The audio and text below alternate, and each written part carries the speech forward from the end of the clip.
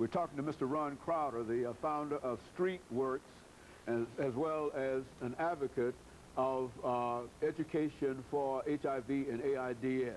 And of course, Mr. Crowder, let's pick up where we left off the last time, trying to make a distinction between younger people who were impacted by this disease and perhaps older individuals who are impacted by this disease. Okay, Dr. Haney, this is what's going on. Let me make it as crystal clear. What happens is, with the advent of new medications such as Viagra, Cialis, or in these other new medications, what is happening is, what we're seeing now is older men are seeking out, with this medication, younger women. Let me give you a good scenario. For example, you know, in what do they call it? Old high rises. Okay. For example, you got Mr. Bob who lives in the high rise. Okay. For senior citizens. Yes, senior citizen housing. Senior There you citizen go. housing, all those high. Okay. Yeah. Now, Mr. Bob got Miss Lucy for a girlfriend. Now, around the first of the month, when Mr. Bob get that check, Mr. Bob get him some Viagra or some Cialis or whatever. Okay. Then he goes out of the high rise. Now, we're talking the first few days of the month, right? Then he meets up with Tamika, or the younger woman. Okay. On the streets. Yeah, you see what I'm saying? Now, because he got this extra staying power because of this medication, he feel he got this, you know what I'm saying? I understand. Then, from the 5th of the month to the end of the month, he goes back to the high rise, and then it's business as usual with Miss Lucy. All right. Okay. You understand what I'm saying? Now, exactly that's how that, and again, that's what we're seeing. You're seeing we're that? seeing, yes, we're seeing that HIV is now in a whole new population of people. And this is just my opinion. There's been no research around this, so I couldn't definitively But you see it every day, and you're working with it in that kind of situation. This is let me say anecdotal information that I'm giving here. I wouldn't want to go on the record as saying this is definitive information. This is just my just what you see, and after having worked with it for the last 20, 25 years, being intimately involved with it, you can make some kind of judgments in reference to it. Yeah, go on. Yeah, I understand. But again, it's the stigma.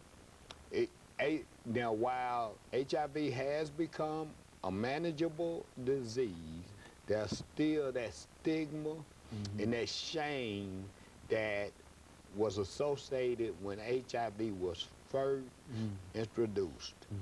Homosexual, drug addicts, and these kind of things. So this kind of behavior associated with the disease, and the stigma and the shame and the guilt associated around being HIV infected is preventing people from going to take the HIV test. But we must realize that not taking the test does not change the fact if a person is HIV infected. It doesn't change the status. Right. It doesn't change the status at all. And my suggestion is everybody has an HIV status.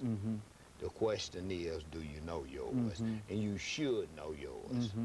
Because again, early detection and early treatment is the key to a successful, manageable disease. Not successful, let me say manageable disease. So that's the bottom line. You know, one of the things that we've seen, and I think you see it quite often, is dealing with body piercing. And why don't you say something about that? Because I think a large number of young people have become involved in this without even understanding or knowing the impact that this could have. Well, when I said one of the modes of transmission was blood to blood, and that most occurs by sharing needles. And sharing needles, we need to say any type of needles. And with the advent of tattoos, body piercing, and all of that, you have to understand that long as those needles is not being shared by someone with HIV, then it's okay.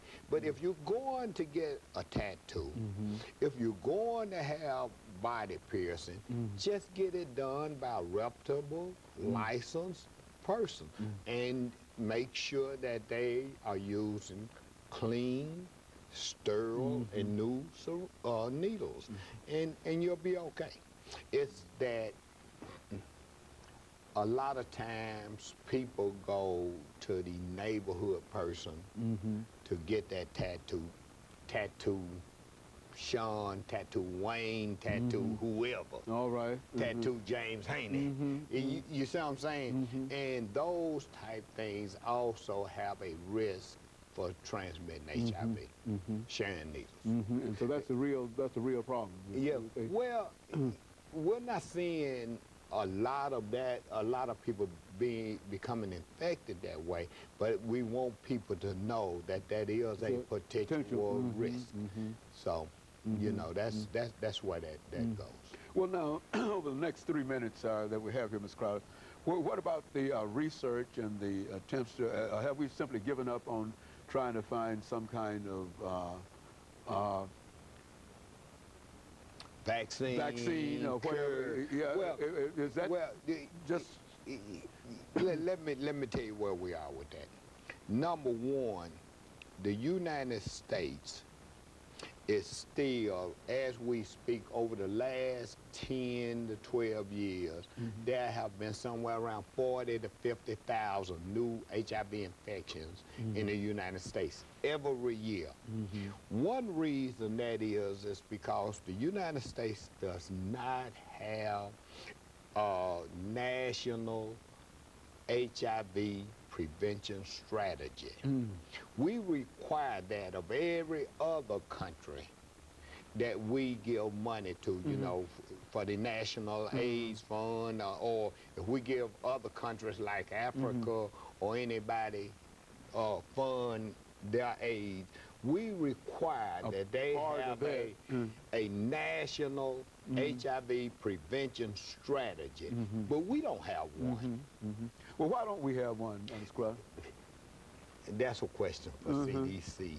And again, we are advocating as we speak for that. We're advocating as we speak. I am a part of a national advocacy group called Campaign End AIDS.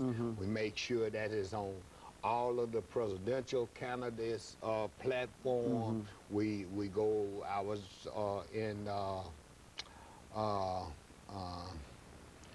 what was the last debate? Was it South Carolina? No, it wasn't South. Pennsylvania? No, the one before that. But anyway, so but the next one is in Oxford, Mississippi. Okay. So we'll be caravan. We travel from all over the country. Caravans of us go down to these debates to make sure that that HIV prevention and AIDS is on the presidential platform and agenda. Okay. So we do that, and it's a national advocacy group.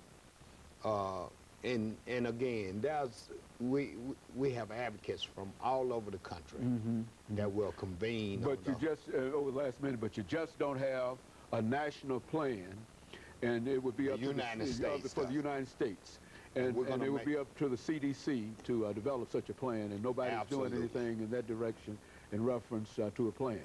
Absolutely. Is that what we're saying? Yes, and exactly. that we cannot fight this disease without some kind of national plan coming out of some kind of nationally recognized medical organization such as the CDC, and you would suggest that perhaps all presidential candidates and all individuals who are concerned with this disease ought to think in terms of having this national plan.